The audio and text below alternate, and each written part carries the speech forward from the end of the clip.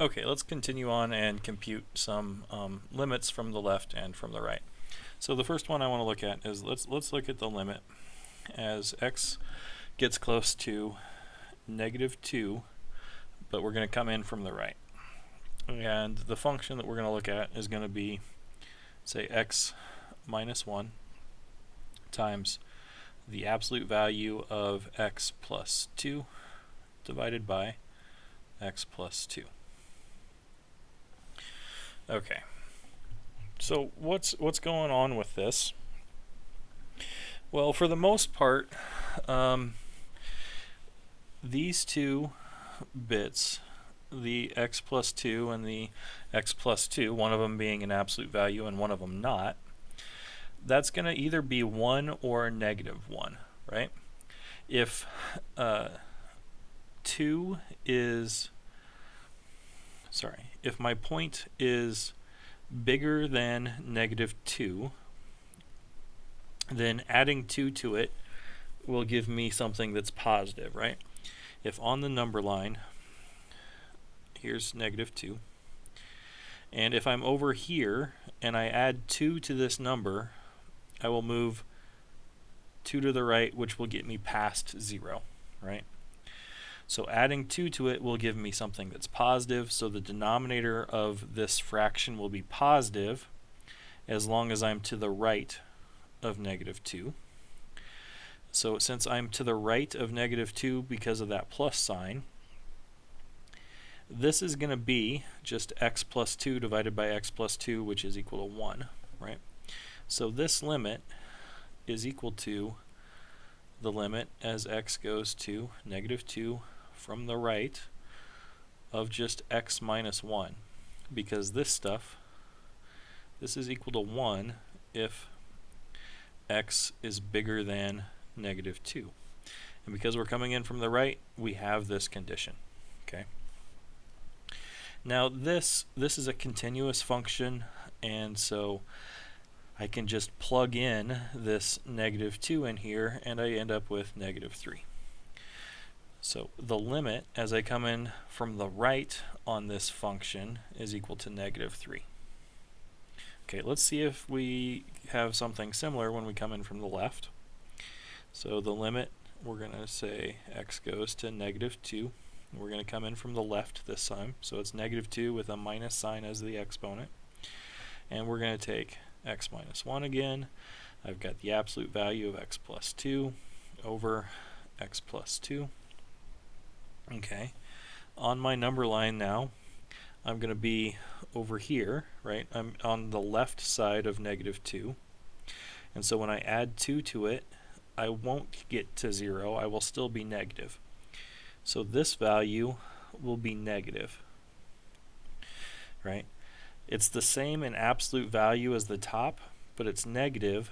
So this will equal -1 when x is less than -2. So this whole limit for values of x that are less than -2 is going to be x minus 1, but it's being multiplied by -1, right? Because the stuff here is -1. So as I get close to -2, what does this stuff do? Well, this stuff gets close to a negative -3. This gets close to +3.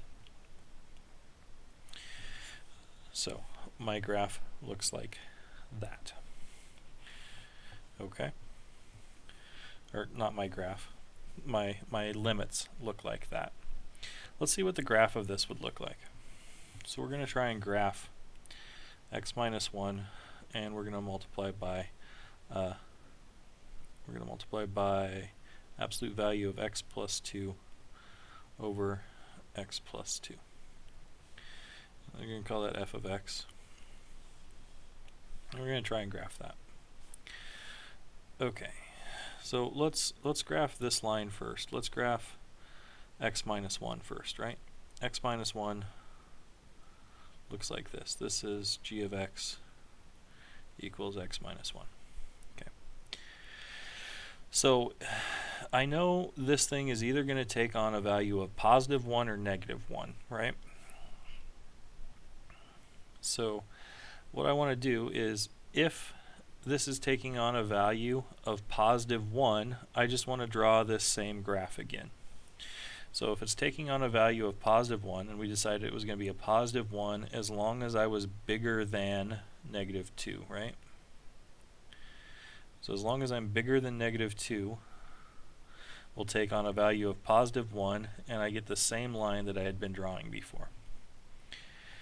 If it's less than 2, then I get the negative of this. I get negative x plus 1, right?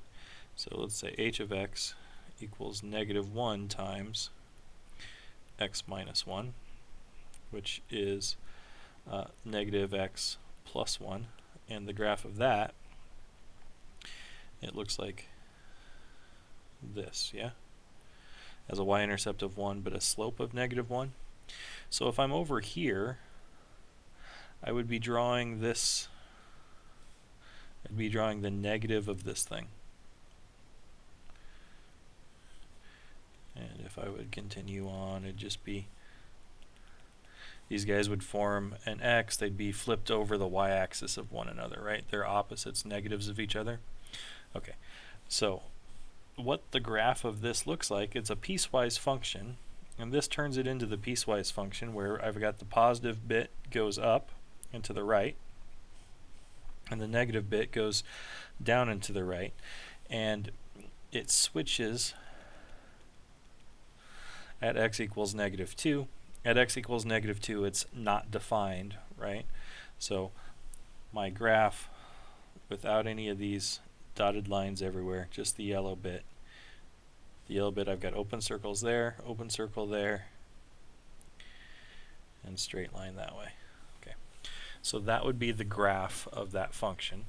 And from this, it's pretty easy to see that at 3 and at negative 3, if I'm coming in from the left, I approach positive 3. If I'm coming in from the right, I approach negative 3. Okay.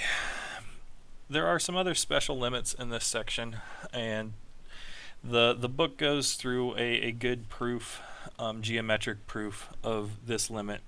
But we're going to use the fact that the limit of the sine of t over t as t gets close to 0 is equal to 1. We're going to use that fact to compute a few different limits. And the book proves this. I'm not going to prove it here in the video. The geometry is basically, you look at the circle and you see how the sides of a triangle in the circle compare as your angle t gets closer and closer to 0. So you draw a triangle with an angle of t in it, and you see what happens to the sides of the triangle as t gets closer and closer to 0, and you see that the sides of the triangle essentially become equal, and so this limit approaches 1. Okay, but we're going to use this fact that the limit as t approaches 0, sine of t over t equals 1 to compute a few things. So the first thing, let's do the limit as t approaches 0 of, let's go sine of 3t over, let's go just t. And we want to know what this is equal to. Okay. Well, right now, I have sine of t over t. I don't have 3t and t. But the way this stuff works, as long as I have the same thing here as here, I get to use this rule. So I'm going to try and get this 3t to be down here. So I want a 3 there, but I don't want to change anything, so I have to multiply the top and the bottom by 3. Right? And then this bit looks exactly like this, because I've got the sine of something divided by that something, and that something is approaching 0. So this bit goes to 1, and so this limit is equal to, it's no longer unknown, it's going to be 3. Because 3 times the stuff that's pink, 3 times 1 is 3. Okay, so we do the manipulation by multiplying the top and the bottom by the same thing to be able to find this sine of something divided by the same thing is equal to 1 as this thing goes towards 0. Let's do another one. Let's say we've got the tangent of 2x over x, and we want to see if we can figure out what that does. We're going to take the limit as x goes to 0. Okay, so the tangent is the sine divided by the cosine, right? So let's try and get this into a form where I can use the sine. So I'm going to take the limit as x goes to 0 of the sine of 2x over the cosine of 2x, and that's my tangent part. I've still got an x that needs to go in the denominator. Okay, we're almost there. I still want a 2 down here because I want this to be the same thing as this, so I'm going to put a 2 there, so I get 2 times x as the stuff that's in, but I don't want to change anything, so I have to multiply the top by 2 as well. Okay, so now I have different parts that do stuff. This part, this goes to 1 because of our rule. The cosine of 0 is equal to 1, so this goes to 1 as our rule, and I'm just left with 2. So 2 times 1 divided by 1 is 2. So that limit is going to be 2. Let's see another one. Let's see if we can do the limit as, let's go theta goes to 0 of, we're going to take the cosine of theta minus 1 over, let's go theta. Okay, so when we were doing limits before, we said if it looks like 0 over 0, we can usually modify things algebraically to get this to work out for us. So I've got the cosine of theta, which is 1, and 1 minus 1 is 0, so the top is going to 0. The bottom's also going to 0, so we should be able to maybe figure out algebraically how to manipulate this. Well, we're going to use the difference of squares again, not like a conjugate pair to rationalize the denominator, but to like do trig function stuff. And when we use the difference of squares on trig function stuff, we get one of the Pythagorean identities usually. So we're going to take the limit as theta goes to 0. And I've got the cosine of theta minus 1. I've got theta in the denominator. I'm going to multiply the top and the bottom by the cosine of theta plus 1 for a difference of squares. Cosine of theta plus 1 down here. Okay, limit theta to 0.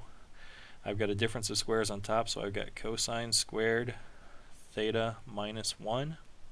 I've got theta here. I've got cosine of theta plus 1 down here. And what's the cosine squared of theta minus 1? Well, 1 minus the cosine squared would be the sine squared, so this is going to be the limit of theta goes to 0 of minus sine squared theta divided by theta, and then I've got cosine of theta plus 1. Okay, and I'm going to split this up a little bit so that I've got all my pieces together in their right spots. So limit theta goes to 0. I'm going to put that minus sign. Then I'm going to do a sine of theta over theta. I have another sine of theta because I got sine of theta squared on the top. And in the denominator, I have a cosine of theta plus 1. Okay, so let's see what each of these pieces does. This, by our rule, goes to 1. This bit, this goes to 0 because the sine of theta is 0. This bit goes to 2. So this should be 1 times 0 divided by 2, which is 0. So the cosine of, let's just write out the conclusion, the limit, as theta goes to 0, of the cosine of theta minus 1 over theta is equal to 0. Okay, so that was another one. And this rule shows up fairly often too. It's not quite as easy to remember as the sine of t over t1 that we've got up here, but it's basically the same thing. Okay. If you knew one, you can get the other one. Let's do one more of these, which might look a little bit weird. So let's try the limit, and we're going to take the tangent of theta, tangent of 3 theta, and we're going to divide it by the sine of 8 theta. We're going to go theta goes to 0 again. Okay, it'd be nice to have this as a sine of theta over a theta, but we don't have theta outside the trig functions at all yet. So we're going to try and manipulate this so that I get theta outside the sine function and theta outside the tangent function at the same time. So we're going to write this as the limit theta goes to 0. I've got the sine of theta, sine of 3 theta on top. The tangent is sine of theta over cosine of theta, so I've got a cosine of 3 theta down on the bottom. I've got a sine of 8 theta on the bottom. Okay, and it'd be nice if I had a 3 theta down here, and it'd be nice if I had an 8 theta up here, so that I could do these two guys go to 1 and this bit goes to 1. That would be really nice, right? Okay, I haven't changed anything because of the thetas. The theta here and the theta in the denominator cancel out, but what I have changed is I've changed the 8 and the 3. So to get those to cancel out, I need to put a 3 over 8 out here.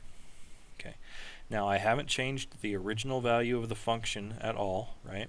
I've just sort of manipulated it so that I have all of the pieces that I want. This piece goes to 1. This piece goes to 1. The cosine of 3 theta also goes to 1 as theta goes to 0. So I've got 1 times 1 divided by 1 times 3/8. So this is 3/8.